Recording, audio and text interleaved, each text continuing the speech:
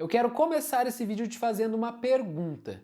Você tem medo de responder questões? Se a resposta for sim, fica nesse vídeo até o final que eu tenho certeza que ele vai te ajudar muito a entender o porquê desse medo e como enfrentá-lo.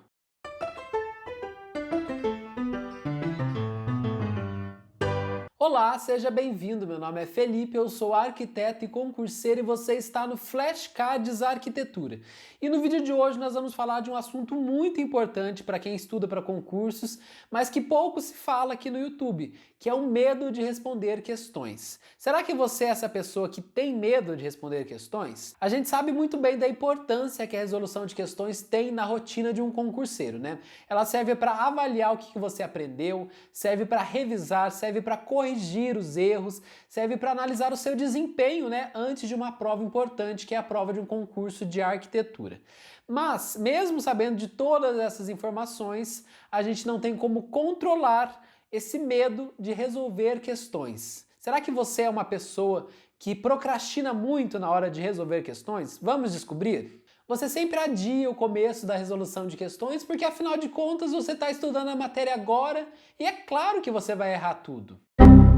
Você deixa para resolver questões lá no final do seu dia de estudo e resolve no máximo umas 10 questões só para cumprir com o cronograma do dia.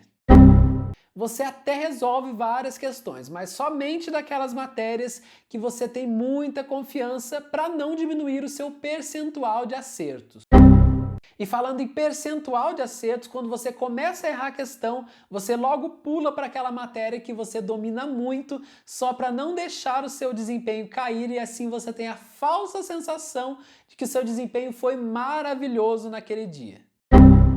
Você deixa para resolver questões somente na semana da prova. Você só resolve questões de certo ou errado, mesmo que a sua banca não seja a CESP. Afinal de contas, você precisa fazer um número muito grande de questões para passar em concurso, não é mesmo? Quando você erra uma questão, você nem lê o comentário e já vai para a próxima. Afinal de contas, você jamais erraria uma questão dessa na hora da prova, não é mesmo?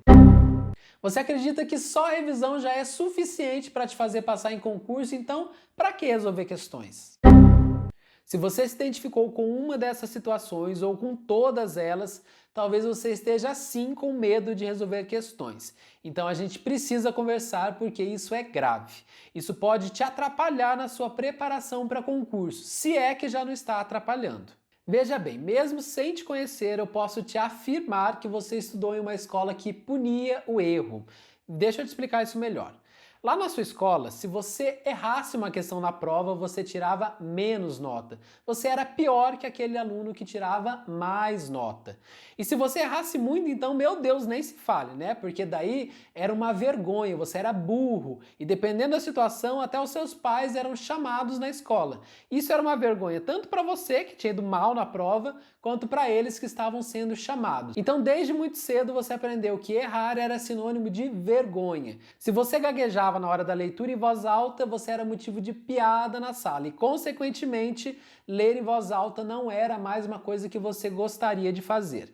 E apresentar trabalho em público, então, né, melhor deixar isso quieto. Eu falei da escola porque é onde nós passamos a maior parte da nossa infância e da nossa adolescência e onde, teoricamente, nós deveríamos ter aprendido a estudar. Mas essa história de se punir o erro, de achar o erro uma coisa humilhante, vergonhosa, vem de muito antes da fase da escola, tá?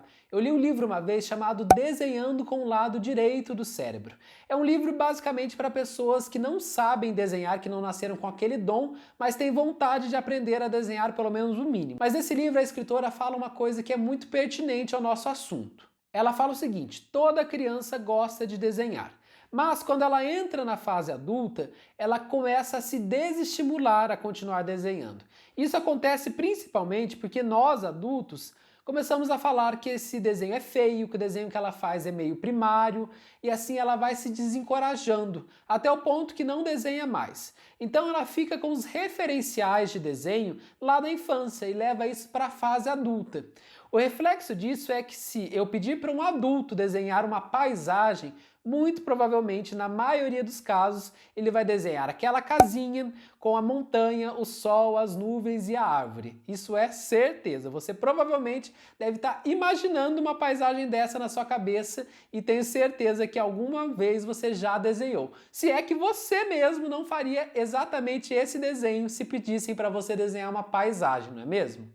E a escritora fala que justamente nós adultos, a maioria de nós, né, fala que não sabe desenhar porque lá na infância a gente parou de desenhar. Simplesmente a gente não continuou desenvolvendo essa habilidade. E o principal motivo disso é o medo de errar, porque quando você fazia um desenho e alguém falava que estava feio, que estava muito infantil, a gente considera aquilo como um erro. E o erro a gente já aprendeu lá na escola que é vergonhoso, é humilhante, é motivo de piada. Então vocês conseguem perceber que o medo de errar nos persegue desde a infância e nos atormenta até hoje na vida adulta?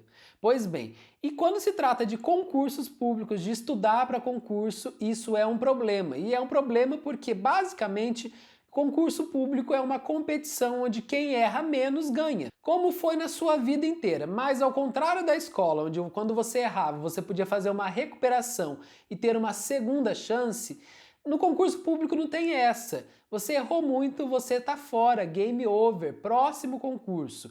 E esse próximo concurso é um sonho que se desfaz. E nós sabemos muito bem disso, e justamente por isso nós temos pânico de resolver questões, pânico de errar, e a gente não quer errar nem na nossa preparação, que dirá na hora da prova. Só que a gente aplica isso da forma errada, porque o erro que a gente precisa tentar evitar, pelo menos, é o erro lá na hora da prova. Esse erro que você comete quando está respondendo questões na sua preparação para concursos é um erro permitido, na verdade é um erro esperado, porque é justamente por causa dele que você vai conseguir identificar o que você precisa melhorar. E acredite em mim, você sempre vai precisar melhorar. Seja na matéria que você mais domina, seja naquela matéria que você nunca estudou. Você sempre tem como aumentar o seu percentual de acertos, fazer o seu desempenho aumentar. Mas para isso você tem que se permitir errar questões. Tudo bem, Felipe, eu já entendi que eu tenho pânico de resolver questões, morro de medo de errar, mas o que eu faço agora? Eu paro de estudar? Não, você não vai parar de estudar. Se nem a PEC 32 vai te fazer desistir de concurso, não vai ser a resolução de questões, tá? O que eu vou fazer aqui é dar algumas dicas para você que eu tenho certeza que você vai aplicar a partir de agora e que vão te dar muitos resultados daqui a algum tempo, tá ok? Primeira dica, comece devagar. Eu sei que você deve estar pensando, mas Felipe, tem gente que responde 100, 200 questões por dia e você está me pedindo para começar devagar? Exatamente, ó, tem uma amiga minha que fala uma frase que eu levo para a vida: o perfeito é inimigo do bom. O que quer dizer isso? Se você começar resolvendo 10 questões, mas com qualidade, vendo por que você errou cada uma delas, lendo os comentários e tentando realmente aprender com aquelas questões, isso vai surtir muito mais efeito se você resolver 60, 100 questões sem ver o porquê que você errou, simplesmente acertando no chute algumas. Isso não dá certo. Comece com poucas questões para não fundir o seu cérebro logo de cara, tá ok? Mas comece com qualidade, investigando o porquê que você errou, lendo todos os comentários. Muitas vezes nos comentários, já cansei de resolver questões, que lá nos comentários, quando eu fui ler, tinha algum macete que nenhum professor nunca falou, nenhum livro nunca trouxe. E daí você aprende muito mais fácil, tá ok? Então comece devagar. Segunda dica, comece primeiro pela resolução de questões. Não deixe para resolver questões por último, porque de duas uma. Ou você vai resolver pouquíssimas questões, ou você simplesmente nem vai resolver, vai fazer de qualquer jeito. Então, comece pela resolução de questões. E a terceira dica, procure ter constância na resolução de questões. É preferível que você resolva questões todo santo dia, 10, 15 questões, do que você resolver 200 questões em um dia e ficar 4 dias sem olhar para o site de questões. Aí outra coisa, se você assina o site de questões, baixe o aplicativo do site, os principais sites já têm aplicativos, baixe no celular, mas não deixe de resolver questões. Resolva mesmo aquele dia que você fala assim, hoje eu não estou afim de estudar. Você pode até não estudar, mas resolva lá as suas questões, porque isso no longo prazo vai fazer uma diferença gigantesca na sua preparação e não vai ser mais um processo tão doloroso como é no começo. Então, resolva questões todos os dias, tá ok? Gente, eu passei e ainda passo por tudo isso que eu falei com vocês hoje. Justamente por isso que eu quis trazer esse assunto aqui para a gente debater. Para mim, a pior parte da resolução de questões é olhar para aquele gráfico de desempenho. Eu sei que ele está lá só para nos ajudar, né? Para falar qual que foi o nosso percentual de acertos. Só que é muito angustiante, eu diria, quando você descobre que é muito mais fácil você diminuir o seu percentual de acertos do que aumentar. Isso é frustrante. Mas eu estou aprendendo a enxergar esse gráfico como um aliado, como de fato ele é, e não como um vilão. Afinal de contas, se você começar a enxergar esse gráfico de desempenho, a resolução de questões, como uma ferramenta valiosa que vai te ajudar onde você ainda precisa melhorar, o que você ainda precisa revisar, estudar, mais próximo você estará da sua aprovação. Eu tenho certeza disso.